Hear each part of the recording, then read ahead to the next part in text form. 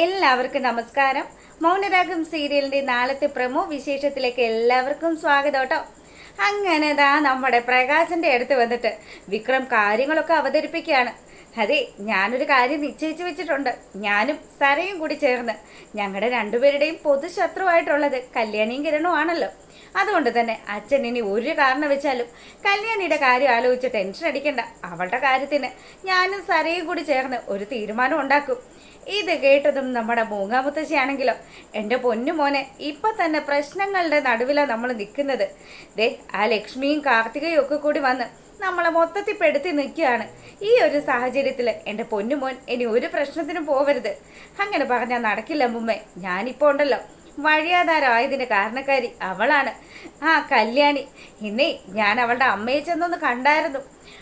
അവർക്ക് കൊടുക്കാനുള്ളത് കൊടുത്തിട്ട് തന്നെയാണ് ഞാൻ ഇങ്ങ് മടങ്ങി പോകുന്നതെന്ന് കൂടി വിക്രം പ്രകാശിന്റെ അടുത്ത് പറഞ്ഞു.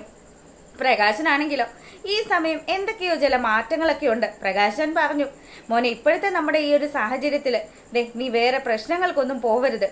എന്തായാലും ഒതുങ്ങി തന്നെ നിൽക്കുന്നതായിരിക്കും നമുക്ക് നല്ലത്. നടക്കില്ലച്ചാ. അച്ഛൻ എന്നെ രാജകുമാരനാക്കാനായിട്ട് നിശ്ചയിച്ചിട്ട് ഞാനിപ്പോൾ എവിടെ എത്തി നിൽക്കുന്നത്? ശരിക്കും അച്ഛൻ തൊഴുത്തിലിട്ട് വളർത്തിയ അച്ഛൻ്റെ മോള്, അവളിപ്പതേ നല്ല ഐശ്വര്യമായിട്ട് നല്ല സമ്പത്തോടു കൂടി ജീവിക്കുന്നു. ഞാനാണെങ്കിലോ ഞാനിപ്പം പെരുവഴിയിലായി നിൽക്കുന്നു. അതുകൊണ്ട് തന്നെ എനിക്ക് അവളെ ഇല്ലാണ്ടാക്കണം. അത് മാത്രമാണ് ഇനി അങ്ങോട്ടുള്ള എൻ്റെ ജീവിതത്തിലെ ഏറ്റവും വലിയ ലക്ഷ്യമെന്ന് കൂടി വിക്രം പറഞ്ഞു. ഇതൊക്കെ കേട്ട് നമ്മുടെ മുത്തശ്ശിക്കും പ്രകാശനും ഒക്കെ നല്ല വിഷമമായി. ഇനി എന്ത് ചെയ്യാനാ, ഇവനോട് പറഞ്ഞിട്ട് ഒരു കാര്യമില്ലെന്ന് അവർക്ക് രണ്ടുപേർക്കും അറിയാം. അതുകൊണ്ട് തന്നെ അവർ പിന്നീട് ഒന്നും സംസാരിക്കാണ്ട് നിൽക്കുക. അങ്ങനെ ഇവിടെ ഈ കാര്യങ്ങളൊക്കെ നടക്കുമ്പോഴാണെങ്കിലോ നമ്മളെ കാണിക്കുന്നത് നമ്മുടെ സരയുണ്ട് വീട്ടിൽ. സരയുണ്ട് ചില ക്ലാസ്സുകളൊക്കെ കൊടുക്കുകയാണ് ശാരി. അതെ മോളെ, നീ എന്താ ഇങ്ങനെയൊക്കെ ചെയ്യുന്നത്? നീ എന്തിനാ അച്ഛനോട് ഇത്രയും മോശമായിട്ടൊക്കെ സംസാരിക്കുന്നത് എന്നൊക്കെ ശാരി ചോദിച്ചു. ഈ സമയമാണെങ്കിൽ അതെ, എനിക്ക് നല്ല ദേഷ്യമുണ്ട്.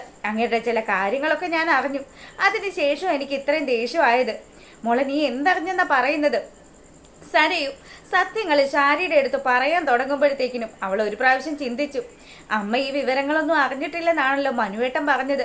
അതുകൊണ്ട് തന്നെ അമ്മയോട് ഈ വിവരങ്ങളൊന്നും പറയണ്ട. പറഞ്ഞു കഴിഞ്ഞാൽ ഇത്രയും കാലവും ഞാൻ സ്വന്തം മോളാണെന്ന് വിചാരിച്ചിരുന്ന എൻ്റെ അമ്മയ്ക്ക് വിഷമമാവില്ലേ എന്ന് വിചാരിച്ച് അവൾ തൽക്കാലം ആ കാര്യങ്ങൾ പറയാതെ നമ്മുടെ ശാരിയോട് പറഞ്ഞു. പല കാര്യങ്ങളുണ്ടല്ലോ അച്ഛനെക്കുറിച്ച് പറയാനായിട്ട്. എന്തിനാ ഇനിയിപ്പോൾ അധികം പറയുന്നത്? ആ താര തന്നെ ഈ വീട്ടിൽ കയറി ഇറങ്ങുന്നത് അച്ഛനെ കൊണ്ട് കൊള്ളുകയല്ലാത്തതുകൊണ്ടല്ലേ. അങ്ങനെയൊക്കെ സംസാരിച്ച് നമ്മുടെ ശാരിയെ ഡൈവേർട്ട് ചെയ്ത് ആ ഒരു രീതിയിലേക്ക് നമ്മുടെ സരയും ഇങ്ങനെ സംസാരിച്ചു വരിക. ശാരിയാണെങ്കിൽ, മോളെ, നീ ഓരോ ദിവസം തോറും നിന്റെ സ്വഭാവത്തിൽ ഭയങ്കര മാറ്റങ്ങളാണ് ഉണ്ടാവുന്നത്. നീ ഒരു കാര്യം അമ്മ പറയുന്നത് കേൾക്കുമോ? അങ്ങനെ നമ്മുടെ മനോഹരനെ കുറിച്ചിട്ടുള്ള കുറ്റം പറയാനായിട്ട് ശാരി നാവെടുത്ത് വളയ്ക്കുകയാണ്. ഈ സമയം മനോഹരന്റെ കാര്യമാണല്ലോ. അതുകൊണ്ട് നമ്മുടെ സരയു ഈ ഭൂമിയിൽ ഏറ്റവും അധികം വിശ്വസിക്കുന്നത് നിലവിൽ മനുവിനെ ആയതുകൊണ്ട് തന്നെ അവൾ പറഞ്ഞു, അമ്മ പറഞ്ഞു വരുന്നത് എങ്ങോട്ടാന്നൊക്കെ എനിക്ക് മനസ്സിലായി. എന്തായാലും എൻ്റെ മനുവേട്ടനെ കുറിച്ചിട്ടുള്ള കാര്യമാണെങ്കിൽ ഒന്നും എനിക്ക് കേൾക്കണ്ട. എനിക്കിതൊന്നും കേട്ടിരിക്കാനായിട്ട് ഒട്ടും താല്പര്യവും ഇല്ല. പിന്നെ അറിയാലോ, ഈ ഞാൻ എന്തേലും മനസ്സിൽ വിചാരിച്ചിട്ടുണ്ടെങ്കിൽ അത് നടത്തിയിരിക്കുമെന്ന്. മോളെ, അതൊക്കെ എനിക്കറിയാം. നീ ഏറ്റവും അധികം പേടിക്കേണ്ടത് നിന്റെ കൂടെ കഴിയുന്ന നിന്റെ ഭർത്താവിനെയാണ്, അല്ലാതെ നിന്റെ അച്ഛനെ അല്ല. ഒരിക്കലും നിന്റെ അച്ഛൻ നിന്റെ ഭാവിക്ക് ദോഷം വരുന്ന ഒരു കാര്യവും ചെയ്തിട്ടില്ല എന്ന് കൂടി ശാരി പറഞ്ഞതും സരയു ചാടി എഴുന്നേറ്റു. അതെ, നിങ്ങളോടല്ലേ ഞാൻ പറഞ്ഞത്, നിങ്ങളോടൊരു അല്പം സ്നേഹത്തോടു കൂടി പെരുമാറാൻ എൻ്റെ മനുവേട്ടൻ പറഞ്ഞതുകൊണ്ട് മാത്രമാണ് ഞാൻ അങ്ങനെ പെരുമാറുന്നത്.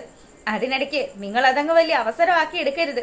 അങ്ങനെ ദേഷ്യത്തോടു കൂടി പറയുമ്പോൾ ശാരിയാണെങ്കിൽ, മോളെ, ഞാൻ പറയുന്നത് നീ ഒന്ന് അനുസരിക്ക്. എനിക്കൊന്നും കേൾക്കണ്ട. നിങ്ങളല്ലേലും രണ്ടുപേരും തക്കം കിട്ടിയാൽ എൻ്റെ മനുവേട്ടനെ കുറ്റപ്പെടുത്തിയല്ലേ സംസാരിക്കുള്ളൂ. രണ്ടുപേരുടെയും ഒരു കാര്യങ്ങളും എനിക്ക് കേൾക്കണ്ടെന്ന് പറഞ്ഞു. നീ എന്തിനാ മോളെ വീണ്ടും വീണ്ടും തെറ്റുകളിലേക്ക് പോകുന്നത്? നീ ആ താരയെ പോയി തല്ലേണ്ട വല്ല ആവശ്യം ഉണ്ടായിരുന്നോ എന്ന് കൂടി ശാരി ചോദിക്കുക. അതെ, ഇത്രയായിട്ട് നിങ്ങൾക്ക് മനസ്സിലായില്ലേ ഈ സരയുടെ സ്വഭാവം? ഞാനേ ഈ ലോകത്ത് ആരെങ്കിലും വെറുത്ത് കഴിഞ്ഞാൽ അവരെ ഇല്ലാതാക്കാനായിട്ട് ഏതറ്റം വരെയും പോവും. എടി മോളെ, അതൊക്കെ ശരി തന്നെയാ. പക്ഷെ താരയെന്ന് പറയുന്നവള് ഒരിക്കലും നിന്റെ ശത്രുവൊന്നും അല്ലല്ലോ. ശത്രു അല്ലേന്നോ? അവളല്ലേ പറഞ്ഞത് ഞാൻ അവളുടെ മോളാണെന്ന്. അപ്പൊ അവള് തന്നെയാ ഈ ലോകത്ത് എനിക്ക് ഏറ്റവും വലിയ ശത്രു.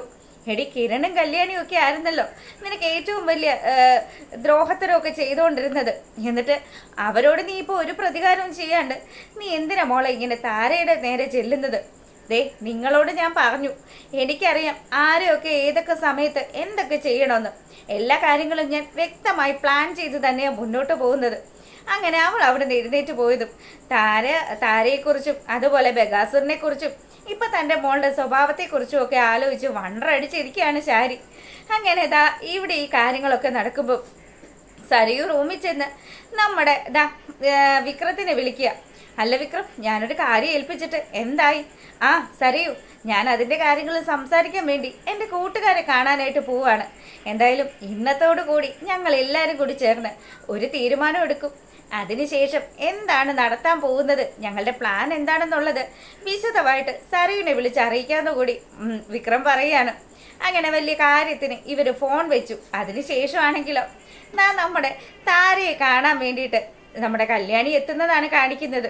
അപ്പൊ താരാൻറ്റിയുടെ അടുത്ത് ചെന്നതും, ആൻറ്റി വിഷമിക്കണ്ട കേട്ടോ, ദേ അവൾക്കുള്ളത് കണക്കിന് കിരണേറ്റം കൊടുത്തിട്ടുണ്ട്. അവള് സ്നേഹിച്ച് ഇനിയെങ്കിലും അടുത്തേക്ക് വരുമ്പോൾ ആൻറ്റി ഒന്ന് ശ്രദ്ധിക്കണമെന്ന് പറഞ്ഞ് വളരെ നല്ല കാര്യമായിട്ട് നമ്മുടെ താരയോട് സംസാരിക്കുക. അപ്പൊ താരയാണെങ്കിൽ, മോളെ എൻ്റെ കുഞ്ഞിൻ്റെ നേരെ ഒരു പ്രശ്നത്തിന് പോവണ്ട, എനിക്ക് കംപ്ലൈൻ്റ് ഒന്നും ഇല്ല, അതുകൊണ്ട് ദയവ് ചെയ്ത് മോള് പോലീസിലൊന്നും കംപ്ലൈൻറ്റ് ചെയ്യരുതെന്ന് കൂടി ഒരു മുന്നറിയിപ്പ് കൊടുത്തു. ഇതൊക്കെ കേട്ടിട്ട് നമ്മുടെ സരയുവിൻ്റെ ആ ഒരു സ്വഭാവമൊക്കെ വളരെ വ്യക്തമായിട്ട് അറിയാവുന്ന കിരണും കല്യാണിയാണെങ്കിലും, ആൻറ്റി ഇപ്പോഴും അവളുടെ സ്നേഹം സത്യമാണെന്ന് വിചാരിക്കുകയാണോ? ആൻറ്റി അവളെപ്പോലെ ഉള്ള ഒരുത്തി ഈ ഭൂലോകത്ത് വേറെ കാണില്ല. അവൾക്കൊരു പ്രത്യേക സ്വഭാവമാണ്, ആർക്കും പിടികിട്ടില്ല അവളുടെ ആ ഒരു സ്വഭാവം. എന്ത് ചെയ്യാനും ഒരു മടിയില്ലാത്ത ഒരുത്തി. അത് പറയുകയാണെങ്കിൽ എൻ്റെ അങ്കിളിൻ്റെ സ്വഭാവം തന്നെയാണെന്ന് പറഞ്ഞു. ഒരിക്കലും താരേണ്ടിയുടെ യാതൊരുവിധ ഗുണങ്ങളും ആ മോൾക്ക് കിട്ടിയിട്ടില്ല. അങ്ങനെയുള്ള മോളെ എന്തിനാ ആൻറ്റി ഇങ്ങനെ സ്നേഹിക്കുന്നതെന്ന് പറഞ്ഞ് അവർ സംസാരിച്ച് അങ്ങനെ നിൽക്കുക. അങ്ങനെ ഇവിടെ ഈ കാര്യങ്ങളൊക്കെ നടക്കുമ്പോൾ നമ്മുടെ കിരണിനെയും കല്യാണിയെയും ഒക്കെ കൊല്ലാൻ വേണ്ടിയിട്ടുള്ള ഗൂഢാലോചനയൊക്കെ ആയിട്ട് വിക്രം അവൻ്റെ ഗുണ്ട കൂട്ടാളികളുടെ അടുത്തേക്ക് ചെല്ലുകയാണ്. അപ്പോൾ വിക്രത്തെ കണ്ടതും, അളിയ കുറേ നാളായല്ലോ കണ്ടിട്ട്, എന്നെ കൊണ്ട് വിശേഷം എന്നൊക്കെ ചോദിച്ച് ഇവന്മാരെല്ലാം നമ്മുടെ വിക്രത്തിൻ്റെ അടുത്തേക്ക് കൂടുക. അപ്പോൾ വിക്രം പറഞ്ഞു, അതെ നിങ്ങൾക്ക് എല്ലാവർക്കും ഗുണമുള്ള ഒരു കാര്യമായിട്ടാണ് ഞാൻ വന്നിരിക്കുന്നത്. എന്താണ്, എന്താ കൊട്ടേഷൻ? കയ്യോ കാലോ ഓടിക്കാനാണോ, അത് എവിടെയെങ്കിലും മോഷണം ചെയ്യാനാണോ? അതൊക്കെ ഉണ്ട്. ഇതെന്തായാലും നടപ്പാക്കി കഴിഞ്ഞാൽ നമുക്ക് അത്യാവശ്യം പിടിച്ചു നിൽക്കാനുള്ള പൈസയൊക്കെ കിട്ടും. ഒരു കോടീശ്വര പുത്രി നമ്മുടെ അടുത്ത് വന്ന് പെട്ടിട്ടുണ്ട്. അവളാണ് ഈ ഒരു കൊട്ടേഷൻ തന്നിരിക്കുന്നത്. പിന്നെ എൻ്റെ പേഴ്സണൽ ചില റിവഞ്ചുകളും ഒക്കെ ഉണ്ടെന്ന് വിചാരിച്ചോളാൻ പറഞ്ഞു. അവന്മാരോട് കാര്യം അവതരിപ്പിക്കുക. അപ്പൊ സ്വന്തം പെങ്ങൾക്കും അളിയനുമുള്ള 16 പണി വെക്കാൻ വേണ്ടിയിട്ടാണ് വിക്രമാദിത്യൻ വന്നതെന്ന് ആ കൂട്ടാളികൾ മനസ്സിലാക്കുക. അങ്ങനെ അവന്മാര് ഇവന്റെ എല്ലാ ചെയ്തിലുകൾക്കും കൂട്ടു നിൽക്കുന്നത് കൊണ്ട് തന്നെ എന്നാ ആയിക്കോട്ടെ, നമുക്ക് ആ രീതിയിൽ തന്നെ പോവാന്നും പറഞ്ഞ് അങ്ങനെയുള്ള ഒരു പ്ലാൻ ഇടുക. എന്തായാലും കല്യാണിക്കോ കിരണിനോ ഒക്കെ അത്യാഹിതം സംഭവിക്കാതിരിക്കാൻ നോക്കാല്ലേ. അങ്ങനെ തന്നെയാണ് ആ ഒരു പ്രൊമോ കാണിച്ചിരിക്കുന്നത്. അപ്പോൾ എന്തായാലും നിങ്ങൾക്ക് ഇഷ്ടപ്പെട്ടിട്ടുണ്ടെങ്കിൽ ലൈക്ക് ചെയ്യാൻ മറക്കരുത് കേട്ടോ. അതുപോലെ തന്നെ സബ്സ്ക്രൈബ് ചെയ്ത് കാണാത്തവരൊക്കെ ഒന്ന് സബ്സ്ക്രൈബ് ചെയ്തുകൂടെ സപ്പോർട്ട് ചെയ്തേക്കണം. എല്ലാവർക്കും നല്ലൊരു രാത്രി ആശംസിച്ചുകൊണ്ട് ഇന്നത്തെ വീഡിയോ വൈൻഡപ്പ് ചെയ്യാണ്. അപ്പോൾ രാവിലെ ഇടാട്ടോ വീഡിയോ. Okay, good night.